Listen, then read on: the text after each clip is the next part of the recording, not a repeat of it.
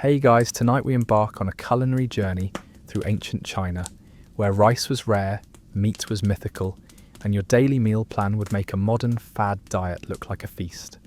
We're talking about centuries of cabbage soup, fermented mysteries, and the kind of nutritional roulette that would make your grandma weep. Forget the elegant tea ceremonies and imperial banquets you've seen in dramas. Tonight, we're diving into the reality of what 90% of ancient Chinese people actually ate, day after day, season after season, for thousands of years. It's a story of millet gruel pickled vegetables and the constant gnawing mathematics of survival. So before you get comfortable, take a moment to like the video and subscribe, but only if you genuinely enjoy what I do here. And let me know in the comments where you're tuning in from and what time it is for you. It's always fascinating to see who's joining us from around the world. Now dim the lights, maybe turn on a fan for that soft background hum, and let's ease into tonight's journey together.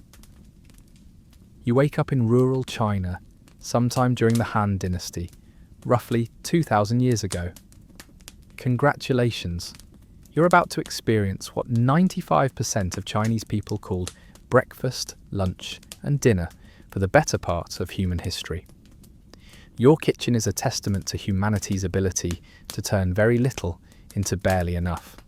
Your cooking space consists of a clay stove that doubles as a heating system, a few ceramic pots that have seen better centuries, and a collection of wooden utensils that would make a modern minimalist weep with joy.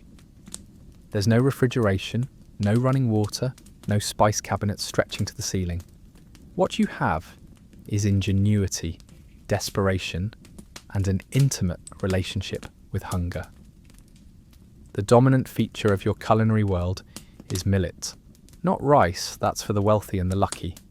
Millet, the grain that built China, while nobody was looking. It's hardy, it grows in poor soil, and it tastes like what you'd imagine cardboard would taste like if cardboard had given up on life. Your millet comes in several exciting varieties: ground into flour, boiled into porridge, fermented into something that might charitably be called alcohol, or served as small hard pellets that require significant jaw commitment. You start your day by boiling water, always boiling water, because the alternative is dysentery, and dysentery is not particularly compatible with agricultural productivity. Into this water goes your millet, along with whatever vegetables have survived the winter, your neighbour's agricultural incompetence, and the general hostility of the universe toward human comfort.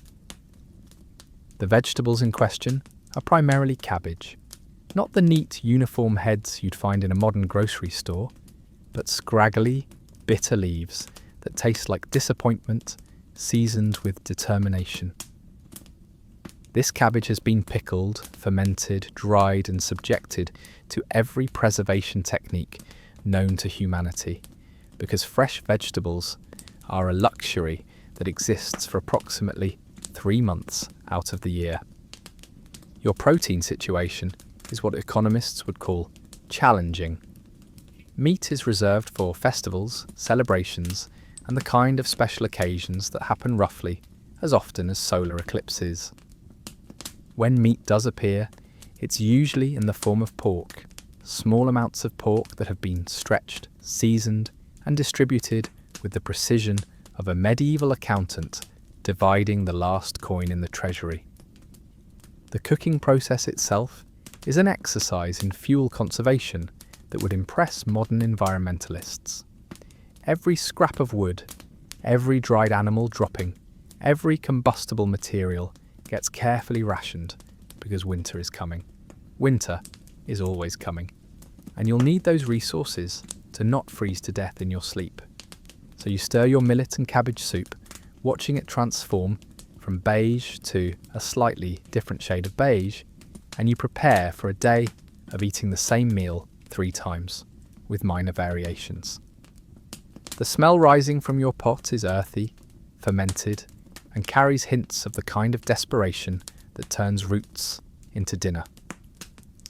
Now that you've accepted your fate as a consumer of endless millet variations, let's explore the rigid social hierarchy that exists in your bowl.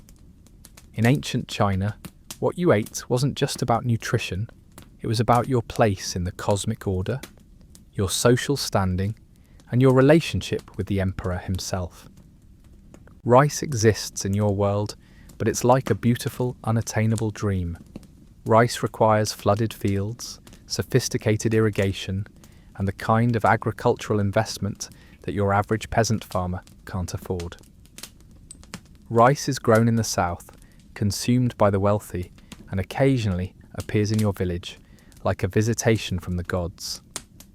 When it does, it's treated with the reverence usually reserved for religious relics.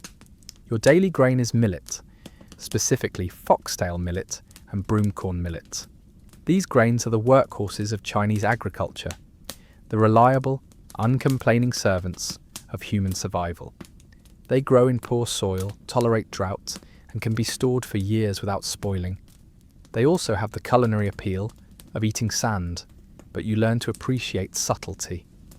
Millet comes to you in various forms, each representing a different level of culinary ambition. Ground millet becomes flour, which can be formed into cakes, dumplings, or noodles. The texture is gritty, the flavour is minimal, and the nutritional value is just enough to keep you walking upright. Whole millet gets boiled into porridge, a thick, beige substance that fills your stomach and provides the energy needed for a day of agricultural labour. The preparation of millet is an art form born of necessity. You might ferment it slightly to create a tangy flavour that almost resembles food. You might toast it to add a nutty depth that briefly tricks your taste buds into believing they're experiencing something pleasant. You might combine it with wild herbs, tree bark, or roots to create variations that provide the illusion of dietary diversity. But beneath millet in the grain hierarchy lies a darker truth.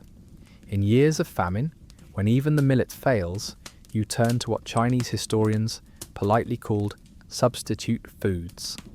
These included acorns, tree bark, grass roots, and various plants that existed in the grey area between food and poison. The preparation of these alternatives required knowledge passed down through generations of desperate people who had learned through trial and error what could be consumed without immediate death. The psychological impact of this grain hierarchy cannot be overstated. You live in a world where rice represents prosperity, millet represents survival, and everything below that represents desperation. Your daily meal is a constant reminder of your place in society, your distance from power, and your relationship with the fundamental uncertainty of existence. You eat your millet porridge with the knowledge that somewhere in distant cities, wealthy merchants are consuming rice so white and perfectly cooked that it resembles snow. You eat with the understanding that your diet is not just sustenance, but a form of social communication, a daily announcement of your status in the great hierarchy of human worth. So you've accepted your grain fate, and now it's time to explore the vegetable component of your ancient Chinese diet. Prepare yourself for a journey through preservation techniques that would make modern food scientists weep with admiration, and vegetables that have been subjected to chemical processes that blur the line between food and science experiment. Your primary vegetable is cabbage, but not the fresh, crisp cabbage of modern imagination. This is cabbage that has been pickled, fermented, dried, and preserved through methods that transform it into something that tastes like salty sadness with hints of controlled decomposition. The pickling process involves salt, clay vessels, and time, lots of time, during which the cabbage develops flavours that can only be described as complex if you're being charitable, or horrifying if you're being honest. The fermentation process is both art and survival strategy. You pack your cabbage into earthenware pots with salt and whatever seasoning you can afford, then wait while beneficial bacteria transform the vegetables into something that won't kill you and might actually prevent scurvy.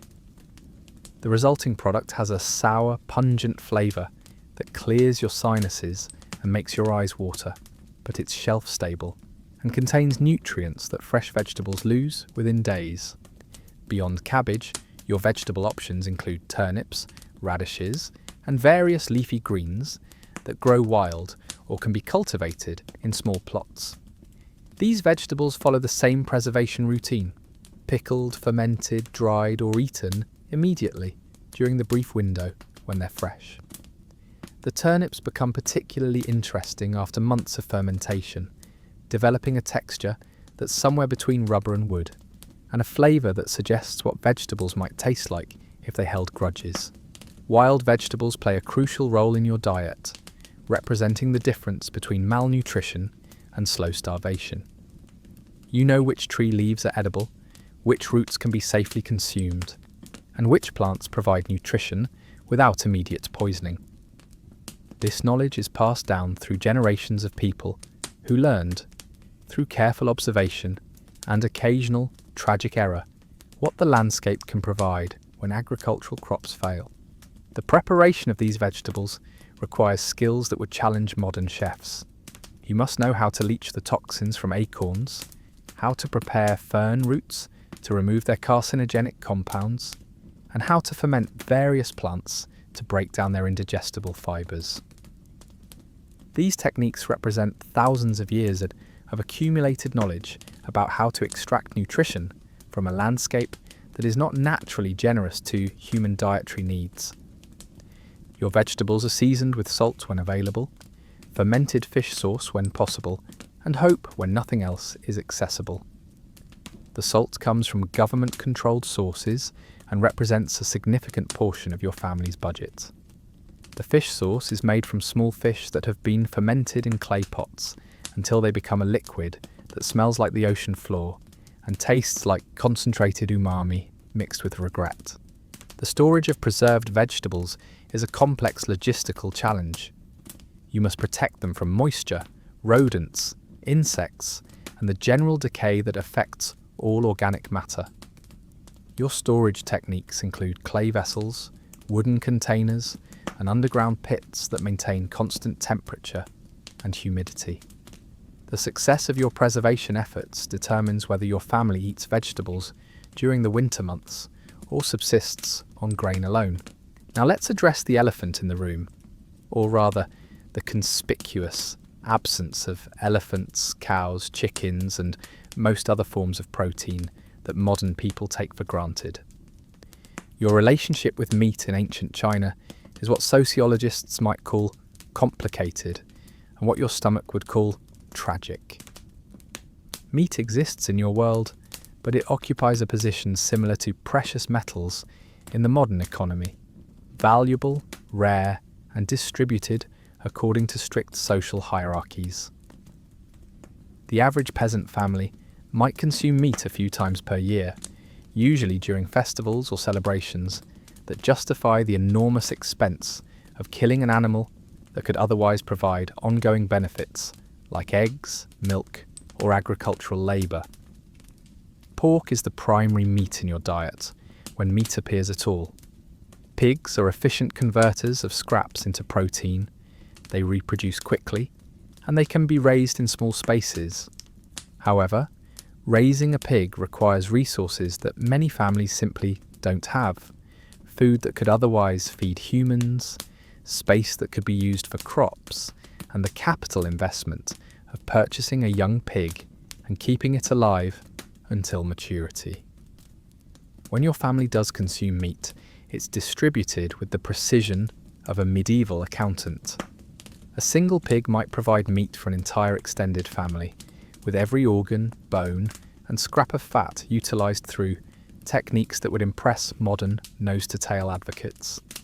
The meat is typically preserved through smoking, drying, or fermentation, transforming it into concentrated protein that can be stored for months.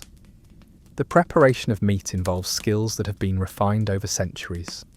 You know how to render fat for cooking and preservation, how to smoke meat to prevent spoilage, and how to prepare organ meats that modern people would find challenging. The liver becomes a precious source of nutrients, The blood is formed into sausages, and the bones are boiled into broth that provides the foundation for countless meals. Chicken exists in your world, but primarily as a source of eggs rather than meat. Chickens are small, efficient producers of protein, and killing them for meat represents a significant economic calculation. The eggs provide ongoing nutrition, while the meat provides only a single meal. This economic reality means that chicken meat is typically consumed only when the bird is old and no longer productive, resulting in meat that requires long, slow cooking to become edible. Fish provides another protein source, but availability depends entirely on your proximity to rivers, lakes, or coastal areas. Fish are typically small, numerous, and can be caught with simple equipment. They're often fermented into sauce, dried for preservation, or consumed fresh during the brief window when they're available. The fermentation process creates a liquid that becomes a crucial flavouring agent for your otherwise bland diet. Wild game theoretically exists, but hunting requires skills, equipment, and time that most agricultural families can't afford. Additionally, game animals are often considered property of the local nobility, making unauthorised hunting a potentially dangerous activity. The occasional rabbit, bird, or small mammal might supplement your diet, but these opportunities are rare and unpredictable. The psychological impact of meat scarcity cannot be understated. You live in a world where the smell of cooking meat creates an immediate physical response, increased salivation, heightened attention, and a deep longing that connects you to thousands of years of human evolutionary development. The rare occasions when meat appears in your diet become memorable events, celebrations that are recalled and discussed for months afterward. Let's explore what you drink in ancient China, because hydration in the pre-modern world involves a complex relationship with water quality, alcohol content, and the constant threat of waterborne diseases that could end your existence with remarkable efficiency. Water, the foundation of all life, is simultaneously essential and dangerous. The water sources available to you, wells, streams, rivers, and ponds, are contaminated with everything from animal waste to human sewage to the kind of microscopic organisms that would make modern epidemiologists break out in cold sweats. Drinking untreated water is essentially playing Russian roulette with dysentery, cholera, and various parasitic infections that can transform a healthy person into a dehydrated corpse in a matter of days. Your solution to this problem is simple and universally applied. You boil everything. Every drop of water that enters your body has been heated to temperatures that kill most harmful organisms. This process requires fuel, time, and constant vigilance, but it's the difference between hydration and death. The boiled water tastes flat, metallic, and lacks the refreshing quality of cold, fresh water, but it won't kill you, which represents a significant improvement over the alternative. Tea enters your world as both a flavouring agent and a health measure. The process of making tea involves boiling water, which kills pathogens, and the tea leaves themselves contain compounds that provide additional protection against waterborne illnesses. Your tea is typically weak, made from leaves that have been used multiple times, and flavoured with whatever herbs or additives you can afford. The taste is bitter, earthy, and carries hints of the kind of desperation that turns tree leaves into beverages. Alcohol plays a crucial role in your liquid consumption, but not for the reasons modern people might assume. Fermented beverages are safer than water because the fermentation process creates an environment hostile to harmful bacteria. Your alcoholic beverages are typically low in alcohol content, just enough to provide some safety benefits without causing intoxication that would interfere with agricultural productivity. The primary alcoholic beverage in your world is fermented millet wine, a cloudy, low-alcohol liquid that tastes like sour grain water with hints of disappointment. The fermentation process involves techniques that have been refined over centuries, using wild yeasts and bacteria to transform grain into something that approaches drinkability. The resulting beverage provides calories, some nutrition, and the psychological comfort of consuming something that isn't water. Rice wine exists in your world, but it's expensive, rare, and typically reserved for special occasions. When rice wine appears, it's treated with the reverence usually reserved for religious ceremonies. The taste is clean, slightly sweet, and carries the kind of complexity that makes you understand why wealthy people seem so satisfied with their existence. The preparation of beverages requires equipment that represents a significant investment for your family. Clay vessels for fermentation, straining equipment for filtering, and storage containers for aging all require resources that could otherwise be used for food production. The knowledge required to produce safe, palatable beverages has been passed down through generations of people who learned, through trial and error, how to transform potentially dangerous liquids into something that supports life. Milk exists in your world, but it's rare and typically consumed only by children or people who are ill. The concept of regularly consuming milk from animals is foreign to most Chinese culture, and the lack of refrigeration makes fresh milk a luxury that spoils quickly. When milk is available, it's often fermented into products that can be stored safely for longer periods. Now that you understand the basic components of your ancient Chinese diet, let's explore how these components change throughout the year, creating a seasonal pattern of nutrition that would make modern meal planners weep with frustration and admiration. Spring arrives in your world like a promise that might be kept or broken, depending on weather patterns that remain largely beyond human control. The early spring months are known as the hungry season, when last year's stored grain is running low and this year's crops haven't yet matured. You're living on the dregs of your preserved vegetables, the last scraps of stored grain, and whatever wild plants have emerged from the thawed ground. The wild plants of spring become crucial to your survival. Young shoots, tree leaves, and roots that have spent the winter underground provide the fresh nutrients your body desperately needs after months of preserved food.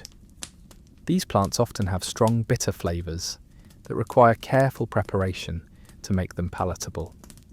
You learn to identify edible plants by their leaves, stems, and growth patterns, developing a knowledge base that represents the difference between adequate nutrition and slow starvation.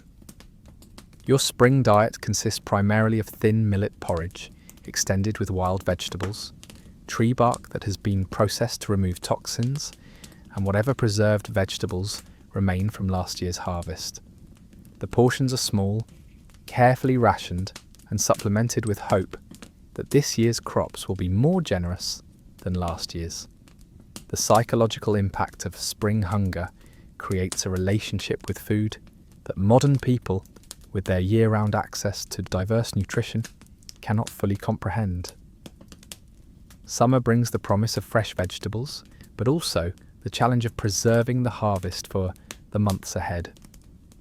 Your summer diet is the most diverse and nutritious of the year, featuring fresh cabbage, turnips, radishes, and various leafy greens that can be consumed without preservation.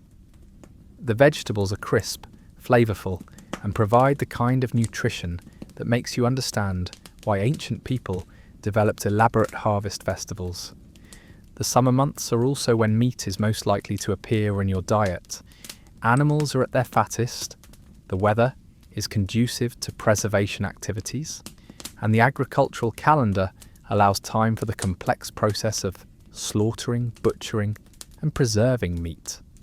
The work of summer preservation, pickling vegetables, fermenting grains, smoking meat, determines whether your family will survive the winter or join the statistics of seasonal mortality.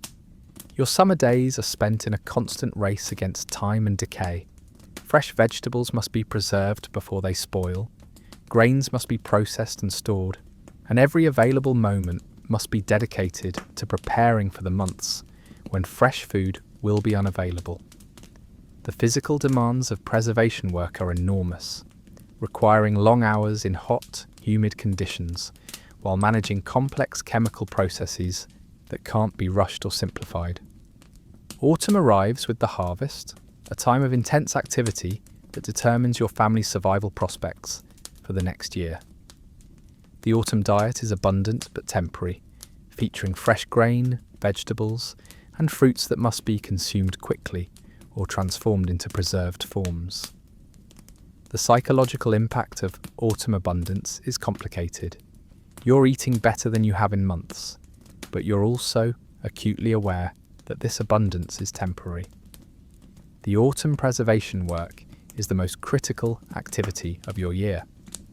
Every vegetable must be processed, every grain must be properly stored, and every preservation technique must be executed correctly to prevent spoilage. The failure of autumn preservation work means winter starvation, making this season a time of intense anxiety despite the temporary abundance of food. Winter transforms your diet into a test of preservation skills and careful rationing. Your winter meals consist primarily of stored grain, preserved vegetables, and whatever dried or fermented foods you prepared during the warmer months. The flavours are concentrated, sour, and carry the kind of intensity that comes from chemical processes that border on controlled decomposition. The winter diet is monotonous, but carefully balanced to provide the nutrients needed for survival. You eat the same basic meal 3 times per day, with minor variations based on what preserved foods remain available. The psychological challenge of winter eating is enormous. You're consuming foods that taste like survival rather than pleasure, and you're constantly aware that your stores are finite and non-renewable until the next growing season. Let's delve deeper into the preservation techniques that make your survival possible, because in ancient China, the ability to transform fresh food into something that won't kill you 6 months later represents the difference between life and death. Fermentation is your primary preservation technique, a process that involves encouraging beneficial bacteria to transform your food into something that's both safe and nutritious. The fermentation process requires knowledge that has been accumulated over centuries, passed down through generations of people who learned, through careful observation and occasional tragic error, how to manage the complex chemistry of controlled decomposition. Your fermentation equipment consists of clay vessels that maintain consistent temperature and humidity, wooden tools that don't react with acidic environments, and covers that allow gases to escape while preventing contamination. The knowledge required to successfully ferment food includes understanding of salt ratios, timing, temperature control, and the visual and aromatic cues that indicate successful fermentation versus dangerous spoilage. The fermentation of vegetables involves packing them with salt in specific ratios that create an environment hostile to harmful bacteria while encouraging beneficial microorganisms. The salt draws moisture from the vegetables, creating a brine that becomes the medium for fermentation. The process takes weeks or months, during which the vegetables develop complex flavours and textures that bear little resemblance to their fresh counterparts. Cabbage fermentation creates a product that tastes like sour, salty vegetables, with hints of controlled decay. The fermented cabbage is nutritious, shelf-stable, and provides the kind of complex flavours that make your monotonous diet slightly more interesting. The fermentation process also creates an environment that prevents harmful bacteria from growing, making fermented vegetables safer than fresh ones during periods when food safety is uncertain. Grain fermentation involves techniques that transform millet into alcoholic beverages that provide calories, nutrients, and the psychological comfort of consuming something that isn't water. The fermentation process uses wild yeasts and bacteria to convert grain starches into alcohol and organic acids that create flavours ranging from mildly pleasant to aggressively sour. The storage of fermented foods requires techniques that maintain the proper environment for ongoing fermentation while preventing contamination. You use clay vessels that breathe, wooden covers that allow gas exchange, and storage locations that maintain consistent temperature and humidity.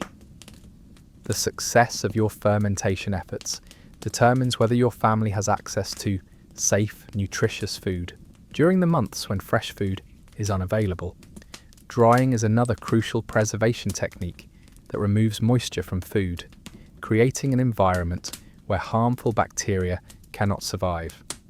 The drying process involves techniques that have been refined over centuries, using sun, wind, and heat to remove water while preserving nutrients and flavour. Dried foods are concentrated, intensely flavoured, and can be stored for years without spoilage. The drying of vegetables involves cutting them into thin slices, arranging them on woven mats, and exposing them to sun and wind until they become hard, brittle, and shelf-stable. The dried vegetables can be rehydrated in soups and stews, providing nutrition and flavour during the months when fresh vegetables are unavailable. The drying process also concentrates flavours, making dried vegetables more intensely flavoured than their fresh counterparts. Meat drying involves techniques that remove moisture while preventing spoilage, creating jerky-like products that can be stored for months. The meat is cut into thin strips, seasoned with salt and spices, and dried until it becomes hard and shelf-stable. The dried meat provides concentrated protein that can be added to soups and stews, extending the nutritional value of your grain-based meals. Your food consumption in ancient China isn't just about nutrition, it's a complex social system that communicates your status, your relationships, and your place in the cosmic order. Every meal is a performance of social hierarchy. Every ingredient is a statement about your position in society. And every preservation technique is a demonstration of your family's resources and skills. The distribution of food within your family follows strict hierarchical patterns that reflect Confucian concepts of social order. The eldest male eats first and receives the largest portions, followed by other adult males, then elderly women, adult women, and finally children. This distribution system ensures that the most economically productive members of the family receive adequate nutrition, while others receive what remains after the primary workers have been fed. The hierarchy of food distribution creates a system where your nutritional intake is directly related to your social value and economic productivity. Adult males engaged in heavy agricultural labour receive the most food, while elderly family members, women, and children receive smaller portions based on their perceived economic contribution. This system seems harsh by modern standards, but it reflects the brutal economic realities of subsistence agriculture. Your social status is communicated through the quality and variety of your food. Wealthy families consume rice, meat, and diverse vegetables, while poor families survive on millet, preserved vegetables, and hope. The ingredients in your bowl announce your economic position to anyone who observes your meal, creating a system where food becomes a form of social communication. The preparation of food also reflects social hierarchies. Wealthy families employ servants to manage complex preservation techniques, while poor families must master these techniques themselves or face starvation. The knowledge required to successfully preserve food represents a form of cultural capital that can mean the difference between survival and death during difficult periods. Sharing food creates and maintains social relationships that extend beyond your immediate family. The gift of food communicates respect, creates obligations, and establishes networks of mutual support that become crucial during times of scarcity. The ability to provide food to others demonstrates your family's success and creates social capital that can be crucial during emergencies. The timing of meals reflects social status and agricultural productivity. Wealthy families can afford to eat multiple meals per day, while poor families might eat only once or twice daily, depending on the season and the success of their preservation efforts. The regularity of meals becomes a marker of social position and economic stability. Religious and cultural festivals create temporary disruptions in the normal hierarchy of food distribution. During these celebrations, special foods are prepared, meat might be consumed, and the normal restrictions on food consumption are temporarily relaxed. These festivals provide psychological relief from the monotony of daily nutrition and create shared experiences that strengthen community bonds. The knowledge of food preparation and preservation is passed down through generations, creating a system where culinary skills represent a form of inheritance. Mothers teach daughters the techniques of fermentation, preservation, and food storage, while fathers teach sons the skills of hunting, fishing, and agricultural production. This knowledge represents the accumulated wisdom of countless generations who learned, through trial and error, how to extract nutrition from a challenging environment. Your location in ancient China determines not just what you eat, but how you eat it, when you eat it, and whether you eat it at all. The geography of food production creates regional variations in diet that reflect climate, soil conditions, and cultural preferences that have developed over thousands of years. Northern China, where you're likely to find yourself, is the kingdom of millet and wheat. The climate is dry, the soil is suitable for grain production, and the growing season is short but intensive. Your diet consists primarily of millet porridge, wheat noodles when available, and vegetables that can tolerate the challenging growing conditions. The food is hearty, filling, and designed to provide the energy needed for intensive agricultural labour. The northern diet emphasises preservation techniques that can handle the extreme temperature variations between summer and winter.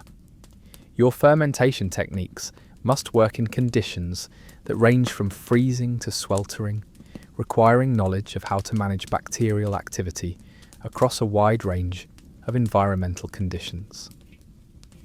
The preserved foods of northern China are intensely flavoured, long-lasting, and designed to provide nutrition during months when fresh food is unavailable.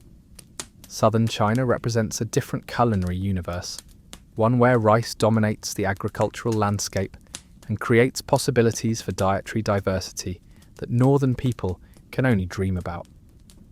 The southern climate allows for multiple growing seasons, diverse vegetable production, and access to fish and aquatic vegetables that don't exist in northern regions. If you lived in southern China, your diet would be more varied, more nutritious, and more reliable throughout the year. The rice culture of southern China creates different preservation techniques and different relationships with food scarcity. Rice can be stored for longer periods than millet, provides more consistent nutrition, and supports higher population densities. The fermentation techniques of southern China reflect the availability of more diverse ingredients and the need to preserve foods in hot, humid conditions that accelerate spoilage. Coastal regions provide access to fish, seaweed, and salt that create dietary possibilities unavailable to inland populations. If you lived near the coast, your diet would include fermented fish sauce, dried seaweed, and various marine proteins that provide nutrients difficult to obtain from terrestrial sources. The preservation techniques of coastal regions reflect the abundance of salt and the need to preserve highly perishable seafood. Mountain regions create their own dietary challenges and opportunities. The terrain limits agricultural production but provides access to wild plants, game animals, and herbs that don't exist in lowland areas. Mountain populations develop specialized knowledge of wild food sources and preservation techniques that allow them to survive in environments that would challenge lowland agricultural communities. The transportation of food between regions is limited by the lack of refrigeration and the challenges of pre-modern transportation. food travels slowly, spoils quickly, and arrives at its destination in forms that bear little resemblance to their original state. This reality means that regional diets are largely determined by local production capabilities rather than trade relationships. Regional variations in food preparation reflect cultural preferences that have developed over centuries. Northern Chinese cuisine emphasizes techniques that work well with millet and wheat, while southern cuisine reflects the possibilities created by rice cultivation. These regional differences create distinct culinary identities that persist despite the underlying similarities in preservation techniques and nutritional challenges. The climate patterns of different regions create different relationships with seasonal food availability. Northern regions experience longer, more severe winters that require extensive preservation efforts, while southern regions have shorter periods of food scarcity but face challenges related to food spoilage in hot, humid conditions. These climate differences create regional variations in preservation techniques and dietary patterns. Let's explore the economic realities that govern your food consumption in ancient China, because every meal is a complex financial calculation that involves opportunity costs, resource allocation, and the kind of mathematical precision that would impress modern economists. Your food budget represents the largest single expense in your family's economic life, consuming between 60 to 80% of your total income, depending on the success of your agricultural efforts and the generosity of the weather. This economic reality means that every food decision has significant financial implications that extend far beyond simple nutrition. The cost of basic grains fluctuates based on weather patterns, regional conflicts, and the success of transportation systems that move food from areas of abundance to areas of scarcity. A bad harvest can increase grain prices by 200 to 400%, transforming your family's economic situation from difficult to impossible. The price volatility of basic foods creates a constant state of economic anxiety that affects every aspect of your daily life. Salt represents a particularly complex economic challenge because it's essential for food preservation, but controlled by government monopolies that maintain artificially high prices. The salt tax represents a significant portion of your family's food budget, and the inability to afford adequate salt means that your preservation efforts will fail, leading to food spoilage and potential starvation during winter months. The economic calculations involved in meat consumption are particularly complex.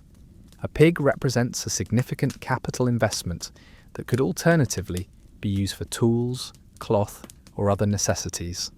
The decision to slaughter a pig involves calculating the immediate nutritional benefits against the ongoing benefits of keeping the animal alive for breeding, manure production, and emergency food security. Your preservation equipment, clay vessels, wooden tools, and storage containers represents a significant capital investment that must be maintained and periodically replaced. The failure of preservation equipment can result in the loss of an entire season's food preparation, creating economic losses that can affect your family's survival prospects for years. The labour involved in food preparation and preservation represents a significant opportunity cost, taking time away from other economic activities that might provide income or improve your family's long-term prospects. The complex calculations involved in food preparation require you to balance immediate nutritional needs against long-term economic sustainability. The seasonality of food availability creates economic cycles that affect your family's cash flow and purchasing power. During harvest seasons, food is abundant and prices are low, but your family lacks the cash to purchase large quantities. During winter months, food is scarce and prices are high, but your family has no income to purchase expensive food.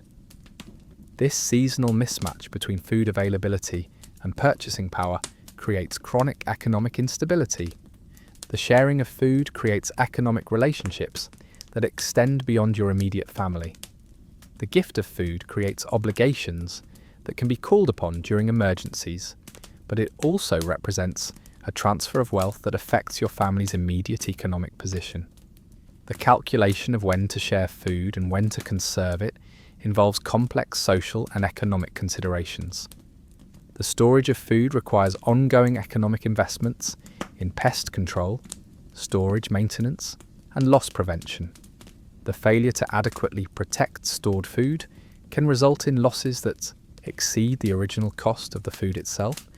These storage costs represent a significant hidden expense that affects your family's overall economic position. The knowledge required to successfully prepare and preserve food represents a form of human capital that has significant economic value. Families with superior preservation skills can maintain better nutrition, survive difficult periods, and accumulate resources that improve their long-term economic prospects. This knowledge represents a form of wealth that can be more valuable than material possessions. Your relationship with food in ancient China extends far beyond simple nutrition to encompass religious beliefs, cultural practices, and social rituals that give meaning to the daily struggle for survival. Every meal is embedded in a complex web of customs, beliefs, and practices that reflect thousands of years of accumulated wisdom about how to live with dignity in a harsh world. The preparation of food begins with rituals that acknowledge the spiritual dimensions of nourishment.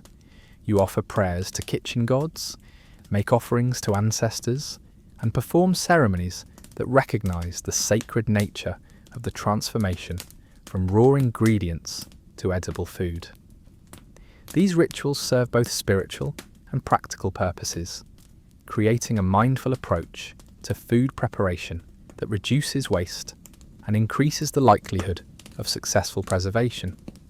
The sharing of food follows ritual patterns that reflect Confucian concepts of social harmony and family hierarchy.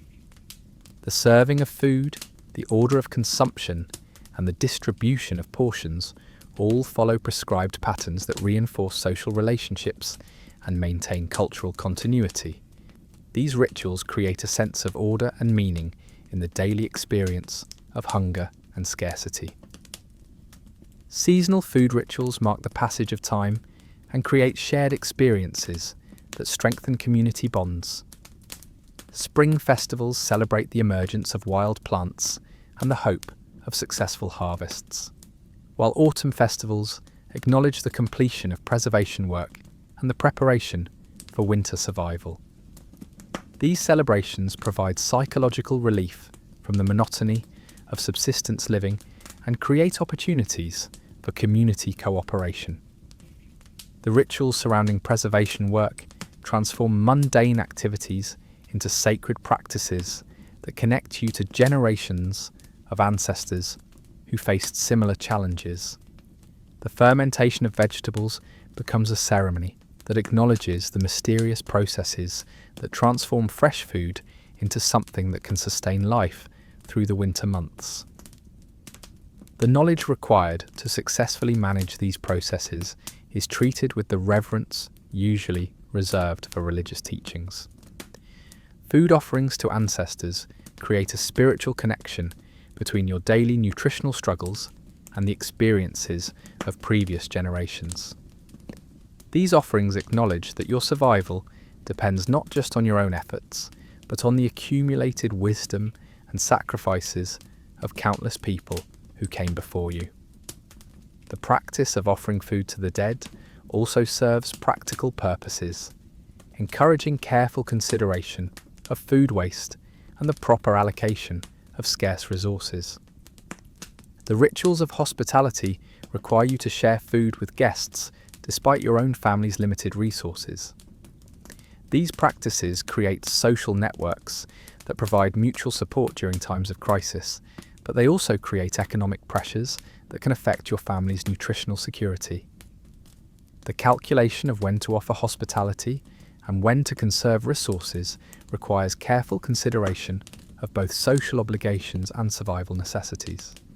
Religious festivals create temporary suspensions of normal food restrictions, allowing the consumption of special foods and the relaxation of preservation efforts.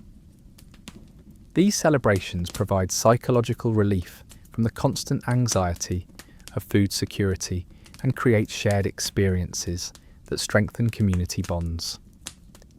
The preparation of festival foods requires additional resources, but provides emotional benefits that are difficult to quantify in purely economic terms.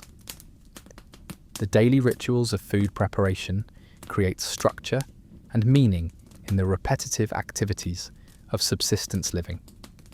The grinding of grain, the tending of fermentation vessels, and the careful rationing of preserved foods all follow ritual patterns that transform survival activities into spiritual practices. These rituals create a sense of dignity and purpose in activities that might otherwise seem degrading or meaningless. The teaching of food preparation techniques to children involves rituals that acknowledge the importance of this knowledge for survival and cultural continuity. Young people learn not just the practical skills of preservation and preparation, but also the spiritual and social dimensions of food that connect them to their cultural heritage. This education represents one of the most important forms of inheritance that parents can provide to their children. Your food in ancient China serves dual purposes as both nutrition and medicine, creating a dietary system where every ingredient is evaluated for its therapeutic properties as well as its caloric content. This integration of food and medicine reflects thousands of years of accumulated knowledge about how different foods affect human health and well-being. The concept of food as medicine begins with the fundamental understanding that your body's health depends on achieving balance between opposing forces: hot and cold, wet and dry, bitter and sweet. Every food item is classified according to its thermal and energetic properties, and meals are constructed to maintain equilibrium that supports optimal health. This system requires detailed knowledge of how different foods interact with each other and how they affect various bodily functions. Millet, your primary grain, is classified as a warming food that supports digestive function and provides sustained energy for physical labour. The thermal properties of millet make it particularly suitable for northern climates where cold weather creates additional demands on your body's heating systems. The preparation of millet in different forms, porridge, cakes, fermented beverages, alters its therapeutic properties and allows you to fine-tune its medicinal effects. Fermented vegetables provide crucial nutritional support for your digestive system, introducing beneficial bacteria that aid in the breakdown of food and the absorption of nutrients. The fermentation process creates compounds that support immune function and help prevent the kind of digestive disorders that can quickly become life-threatening in a world without modern medical intervention. The sour flavours of fermented foods also stimulate digestive secretions that improve your body's ability to extract nutrition from limited food resources. The herbs and wild plants that supplement your diet are carefully selected for their medicinal properties, as well as their nutritional content. Dandelion leaves support liver function, wild garlic provides antimicrobial compounds, and various bitter herbs stimulate digestive function and help prevent parasitic infections. The knowledge of which plants provide specific therapeutic benefits represents a form of medical expertise that is integrated into daily food preparation. The seasonal variation in your diet reflects an understanding of how your body's needs change throughout the year. Spring foods emphasize cleansing and detoxification after the heavy, preserved foods of winter. Summer foods provide cooling properties that help your body manage heat stress during the agricultural season. Autumn foods focus on building reserves and strengthening your body for the challenges of winter survival. The preparation techniques used for your food alter its medicinal properties in ways that reflect sophisticated understanding of how cooking affects therapeutic compounds. Fermentation increases the bioavailability of certain nutrients, while drying concentrates others. The combination of different foods in soups and stews creates synergistic effects that enhance the therapeutic properties of individual ingredients. The timing of food consumption follows patterns that reflect traditional understanding of how your body processes different nutrients throughout the day. Morning meals emphasize foods that provide sustained energy for physical labor, while evening meals focus on foods that support recovery and repair during sleep. The distribution of different types of foods throughout the day creates optimal conditions for nutrient absorption and utilization. The treatment of illness through dietary modification represents one of the primary forms of medical intervention available to your family. Different foods are emphasized or avoided based on specific health conditions, and the preparation of special therapeutic foods becomes a crucial skill for managing illness and promoting recovery. This system requires detailed knowledge of how different foods affect various organs and bodily systems. The integration of food and medicine creates a holistic approach to health that recognizes the interconnection between nutrition, environment, and well-being. Your daily food choices are influenced not just by availability and preference, but by careful consideration of how different foods will affect your body's ability to maintain health and resist disease. This approach to nutrition reflects a sophisticated understanding of the relationship between diet and health that predates modern nutritional science by thousands of years. The nutritional experience of children in your ancient Chinese household represents one of the most challenging aspects of subsistence living, where the physical and cognitive development of young people must be supported by a food system that barely provides adequate nutrition for adults. Children in your family occupy the lowest position in the food hierarchy, receiving the smallest portions and the least desirable parts of meals. This distribution system reflects the harsh economic reality that children are not yet productive members of the household, and that scarce resources must be allocated to those who can contribute to the family's survival. The psychological impact of this system creates a relationship with food that emphasizes gratitude, frugality, and the understanding that nourishment is a privilege rather than a right. The weaning process for infants involves transitioning from breast milk to foods that can be safely consumed by underdeveloped digestive systems. The primary weaning food is thin millet porridge that has been cooked for extended periods to break down complex starches into forms that can be easily digested. This porridge is often pre-chewed by mothers to begin the digestive process before feeding, a practice that also transfers beneficial bacteria that support infant digestive health. The nutritional challenges facing children include protein deficiency, vitamin shortages, and the constant threat of malnutrition that can affect physical and cognitive development. The limited availability of animal protein means that growing children often fail to reach their genetic potential for height and strength. The seasonal variations in food availability create periods when children's growth slows or stops entirely, leading to the kind of stunted development that becomes visible in the archaeological record.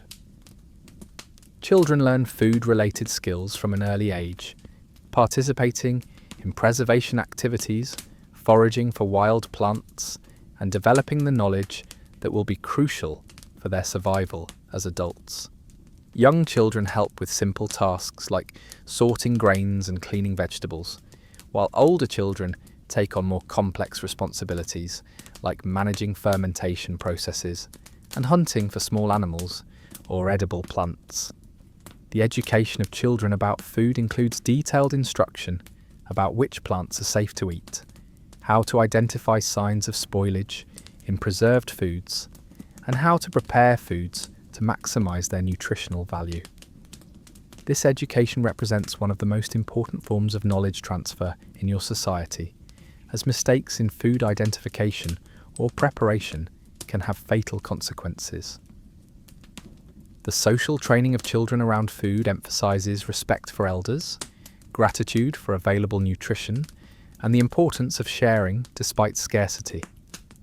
Children learn to eat slowly, to finish every grain of food provided to them, and to express appreciation for meals, even when those meals consist of nothing more than thin porridge and pickled vegetables. The health challenges facing children include parasitic infections from contaminated food and water, nutritional deficiencies that affect immune function, and the increased vulnerability to disease that comes from chronic malnutrition. The high rates of childhood mortality in your society reflect in part the challenges of maintaining adequate nutrition for developing bodies in a subsistence economy. The seasonal patterns of childhood nutrition create periods of relative abundance during harvest seasons and periods of severe deprivation during winter months. Children's bodies adapt to these cycles by slowing growth during periods of food scarcity and accelerating development when nutrition improves. This adaptation represents an evolutionary response to environmental conditions that have existed for thousands of years. The psychological development of children in your society is shaped by their relationship with food scarcity and their understanding of the constant work required to maintain nutrition. Children develop strong work ethics, appreciation for simple pleasures, and the kind of resilience that comes from understanding that survival requires constant effort and attention. The nutritional situation of elderly people in your ancient Chinese household presents a complex intersection of cultural respect, economic necessity, and the harsh realities of resource allocation in a subsistence economy. Elderly family members occupy a paradoxical position in the food hierarchy. They receive cultural reverence and respect, but their diminished economic productivity means they often receive smaller food portions than working-age adults. This contradiction creates a system where elderly people are honoured in theory but may suffer from malnutrition in practice, reflecting the brutal economic calculations that govern survival in a world of scarce resources. The physiological changes that accompany aging create specific dietary challenges for elderly family members. Decreased digestive capacity means that foods must be prepared in forms that are easily absorbed, grains cooked into soft porridges, vegetables fermented to break down tough fibres, and small amounts of meat cooked until they become tender.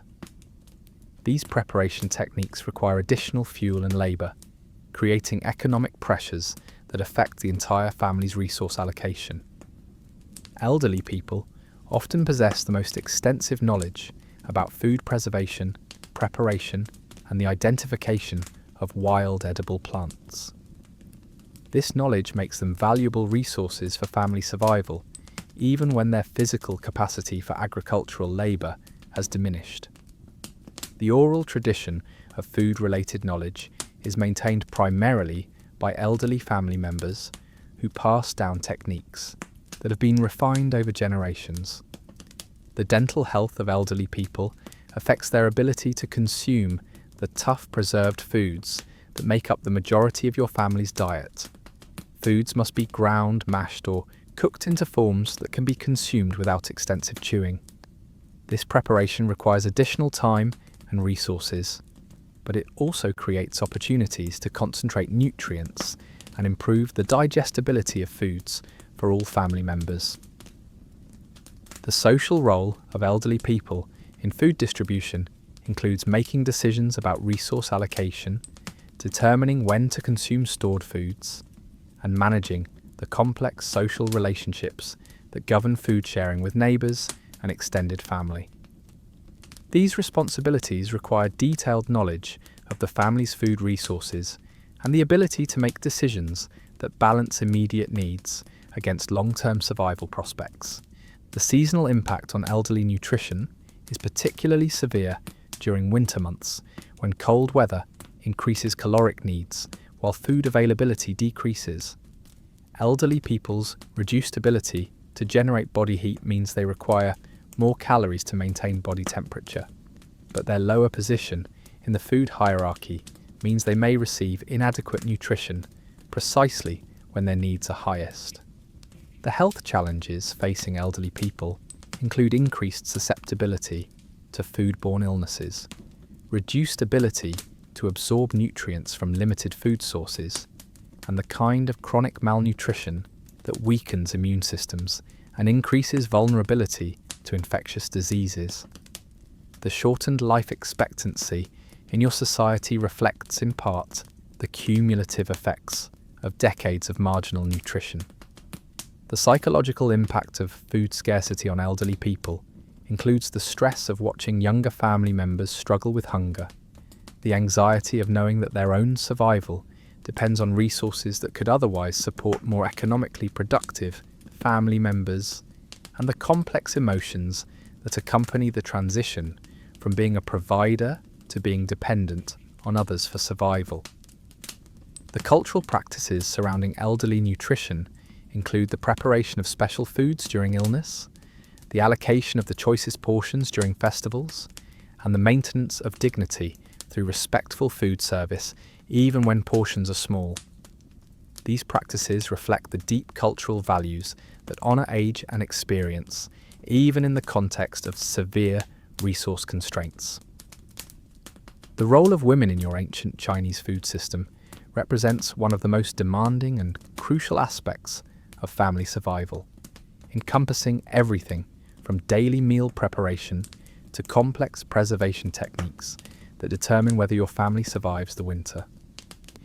Women in your household carry the primary responsibility for transforming raw ingredients into edible meals, a process that requires extensive knowledge of cooking techniques, preservation methods, and resource management.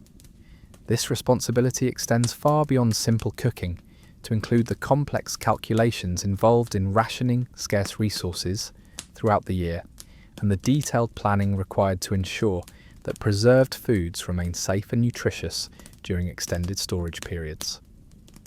The daily routine of food preparation begins before dawn and continues throughout the day, involving the constant management of cooking fires, the monitoring of fermentation processes, and the careful allocation of ingredients to create meals that provide adequate nutrition while conserving resources for future needs.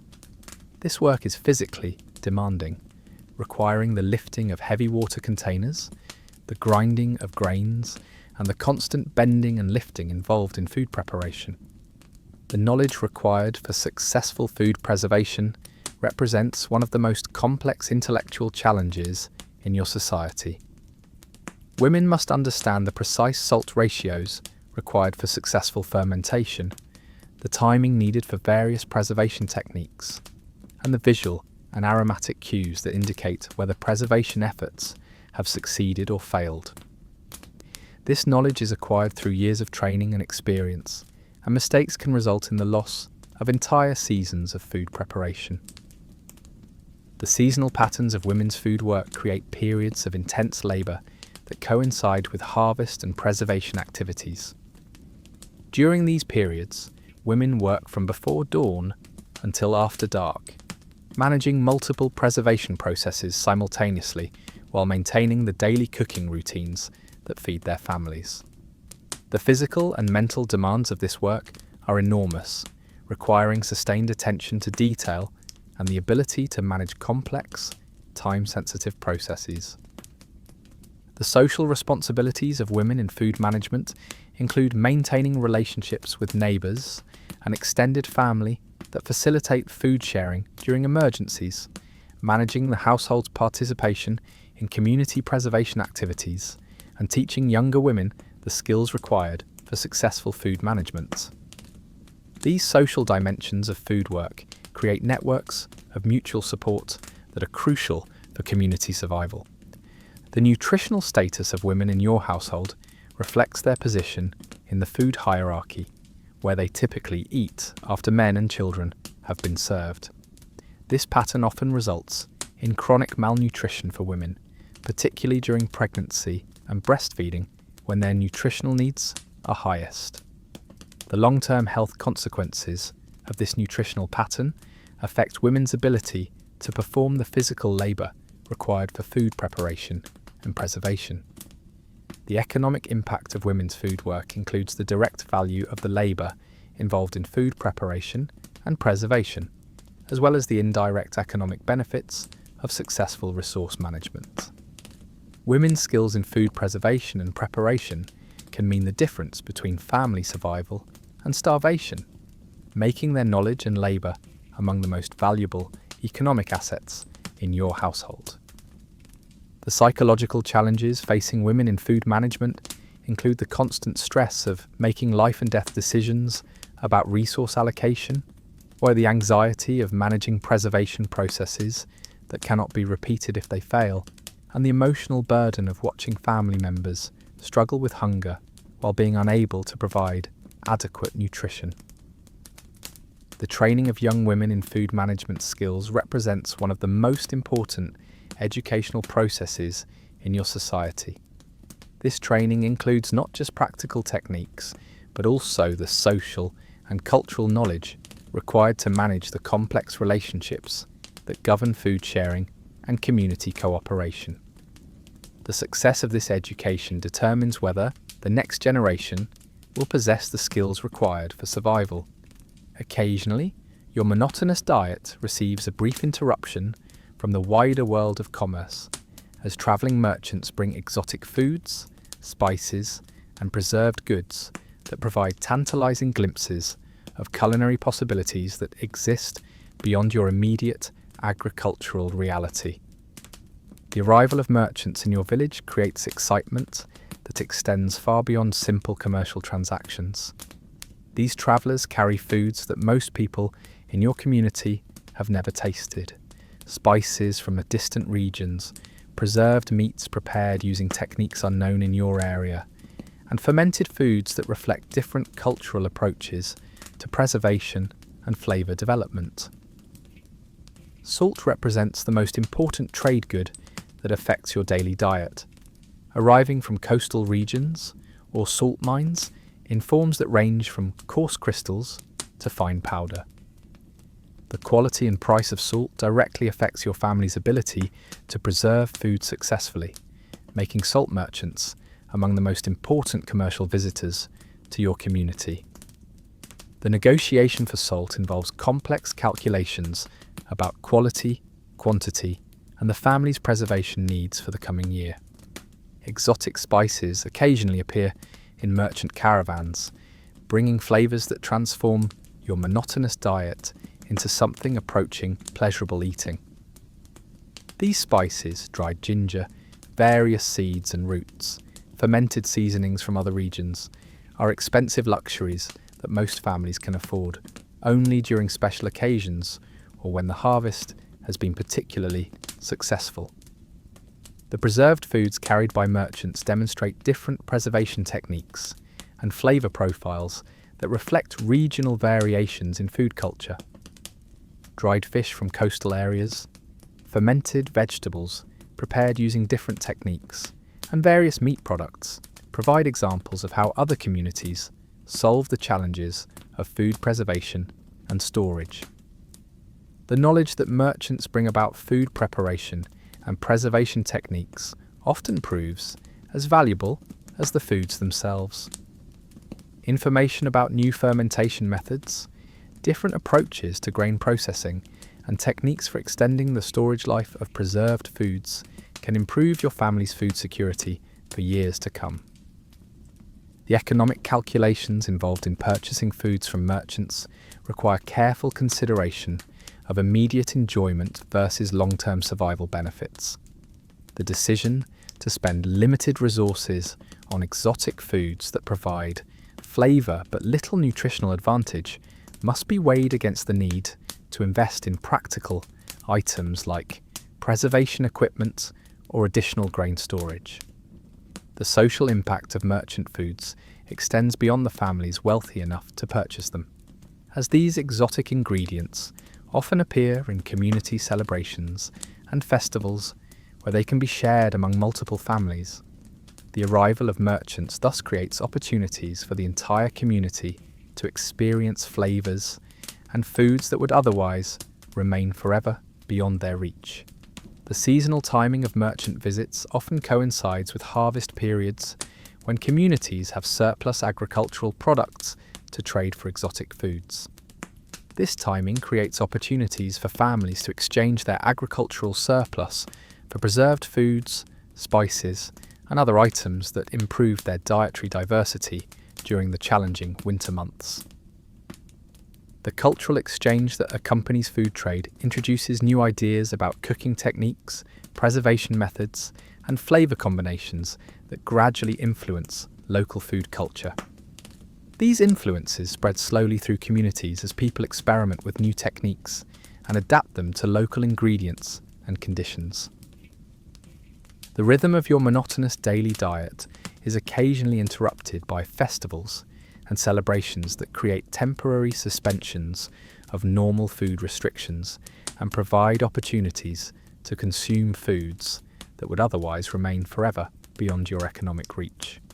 Festival foods represent a complete departure from the survival-focused nutrition of daily life, emphasizing flavour, variety, and abundance rather than simple caloric sufficiency.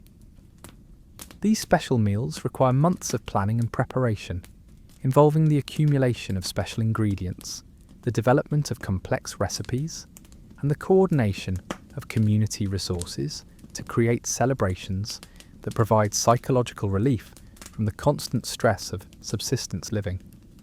The preparation of festival foods involves techniques and ingredients that are rarely used during normal meals. Meat appears in quantities that would be unthinkable during regular meals. Rice replaces millet as the primary grain, and special seasonings and flavourings transform simple ingredients into foods that approach the realm of pleasure rather than mere survival. The complexity of festival food preparation requires knowledge and skills that are maintained and transmitted specifically for these special occasions.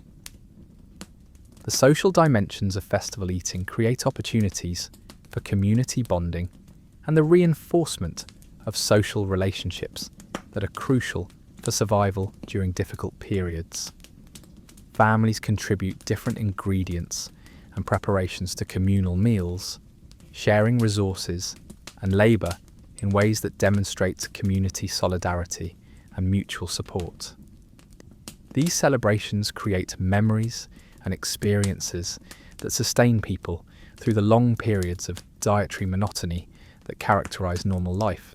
The economic impact of festivals involves significant expenditures that must be planned and saved for throughout the year. Families set aside portions of their agricultural surplus specifically for festival celebrations, making economic sacrifices during normal periods to ensure that they can participate in these important community events. The ability to contribute to festival meals demonstrates family prosperity and social standing within the community. The psychological benefits of festival eating cannot be overstated in a society where daily meals consist primarily of thin porridge and pickled vegetables. The experience of eating flavourful, abundant food creates memories that provide emotional sustenance during difficult periods and maintains hope that life can occasionally transcend the bare requirements of survival. The religious and cultural significance of festival foods connects eating to larger systems of meaning and belief that give purpose and structure to the difficult work of daily survival.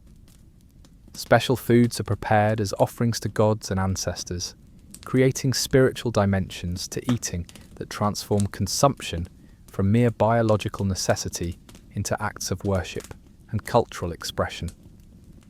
The timing of festivals often coincides with agricultural cycles, creating celebrations that mark the completion of major work periods and provide community recognition for the successful completion of crucial survival activities. Harvest festivals celebrate the completion of preservation work, while spring festivals mark the survival of winter and the beginning of new agricultural cycles. The knowledge required to prepare festival foods represents specialized culinary expertise that is maintained and transmitted through generations of people who understand that these celebrations are essential for community morale and cultural continuity. This knowledge includes not just cooking techniques, but also the cultural and religious significance of different foods and preparations. The contrast between festival abundance and daily scarcity creates a heightened appreciation for both the special foods consumed during celebrations and the simple foods that sustain life during normal periods. This contrast reinforces cultural values of gratitude, frugality, and the proper appreciation of food in all its forms. The physical evidence of your ancient Chinese diet tells a story that extends far beyond simple nutrition to encompass social relationships, economic systems, and the fundamental human struggle to extract sustenance from an often unforgiving environment. The skeletal remains of people from your era reveal the long-term effects of the diet we've been exploring throughout this journey. Bones show evidence of nutritional deficiencies, periods of growth arrest during childhood, and the kind of wear patterns that come from consuming foods that require significant chewing effort. The archaeological evidence confirms what we've suspected, that life in ancient China involved a constant struggle with malnutrition and food insecurity. The cooking vessels and food storage containers, discovered by archaeologists, tell stories about the daily realities of food preparation and preservation. Clay pots show residue from thousands of meals of millet porridge. Fermentation vessels retain evidence of the preservation techniques that made survival possible, and storage containers reveal the careful calculations involved in rationing scarce resources throughout the year. The agricultural tools and processing equipment found at archaeological sites demonstrate the enormous amount of labour required to transform raw agricultural products into edible food. Grinding stones show wear patterns that indicate decades of daily use in processing grains, while specialised tools for food preparation reveal the complex techniques required to make tough, preserved foods edible. The refuse deposits at archaeological sites provide detailed information about what people actually ate, as opposed to what they ideally would have preferred to eat. These deposits show that the diet consisted primarily of millet and various preserved vegetables, with occasional traces of meat that confirm the rarity of animal protein in the daily diet. The evidence of food storage facilities reveals the sophisticated techniques used to preserve food throughout the year. Underground storage pits, specialised containers, and the remains of preservation facilities demonstrate the complex infrastructure required to maintain food security in a world without refrigeration or modern preservation techniques. The dental remains of ancient Chinese people show the effects of a diet heavy in coarse grains and tough preserved foods. Teeth wear patterns, evidence of nutritional deficiencies, and the prevalence of dental problems all confirm the challenging nature of the foods that made up the daily diet. The isotopic analysis of bones provides scientific evidence about the types of foods consumed and the seasonal patterns of nutrition. This analysis confirms that the diet was indeed based primarily on millet and other grains, with limited access to animal protein and significant seasonal variations in food availability. The artistic and literary evidence from ancient China provides additional confirmation of our understanding of daily diet. Paintings, sculptures, and written descriptions all emphasize the importance of rice and meat while acknowledging that these foods were luxuries available only to the wealthy. The contrast between idealized depictions of abundant feasts and the archaeological evidence of daily nutrition highlights the gap between aspiration and reality. The comparison of different social classes through archaeological evidence reveals the stark differences in nutrition between wealthy and poor families. Elite burials contain evidence of diverse, high-quality foods, while common graves show evidence of the kind of nutritional stress that characterized the lives of ordinary people. The regional variations in archaeological evidence confirm our understanding of how geography affected diet. Northern sites show evidence of millet-based diets, while southern sites reveal the greater dietary diversity that was possible in rice-growing regions. Coastal sites demonstrate the importance of marine resources in supplementing the basic agricultural diet. As our journey through ancient Chinese cuisine draws toward its close, it's worth reflecting on how the foods we've explored would taste to a modern palate, and how the sensory experience of eating has changed over the millennia that separate us from these ancient meals. The primary flavours of your ancient Chinese diet would strike a modern person as overwhelmingly sour, salty, and bitter. The fermentation processes that preserved most of your food created acidic flavours that modern people associate with pickles and sauerkraut, but these flavours would dominate every meal rather than serving as occasional accompaniments to other foods. The texture of ancient foods would present significant challenges to modern eaters accustomed to soft, refined foods. Millet porridge has a gritty, grainy texture that requires significant chewing, while preserved vegetables become tough and chewy through the fermentation process. The constant work of eating, the grinding, chewing, and swallowing of tough foods, would be exhausting for people accustomed to easily digestible modern foods. The aroma of your daily meals would be dominated by the smell of fermentation, the sour, pungent odours that indicate successful preservation, but that modern people might associate with spoiled food. The absence of fresh herbs, spices, and the complex seasonings that characterise modern cuisine would make ancient meals seem bland, despite their intense fermented flavours. The visual presentation of ancient foods would lack the colour and variety that modern people expect from meals.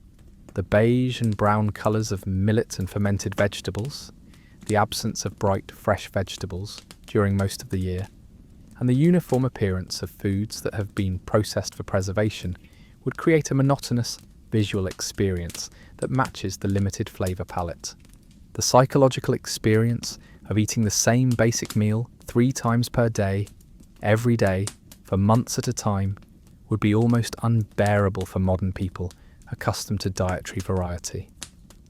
The mental discipline required to find satisfaction in repetitive, limited foods represents a form of adaptation that most contemporary people have never needed to develop.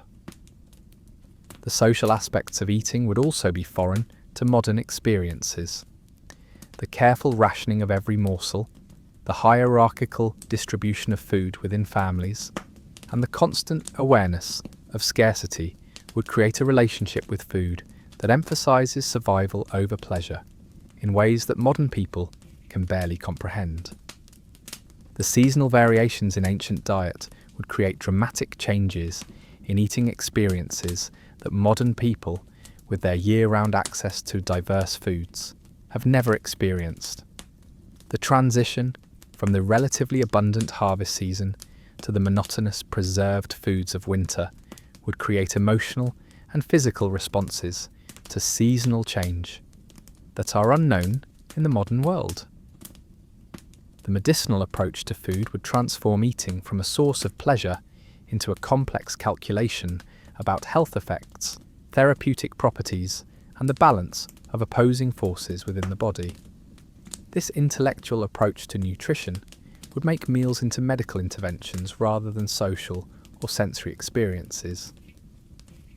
The constant awareness of the work required to produce, preserve, and prepare food would affect every bite, creating a relationship with eating that emphasizes gratitude, conservation, and respect for the enormous labour involved in transforming raw ingredients into edible meals. The understanding that food represents the difference between life and death, rather than a source of entertainment or social activity, would create an intensity of focus on eating that modern people, secure in their access to abundant nutrition, have never needed to develop. As we reach the end of our exploration of ancient Chinese diet, let's consider how these eating patterns shaped not just individual lives, but the entire trajectory of Chinese civilization and the development of human culture more broadly.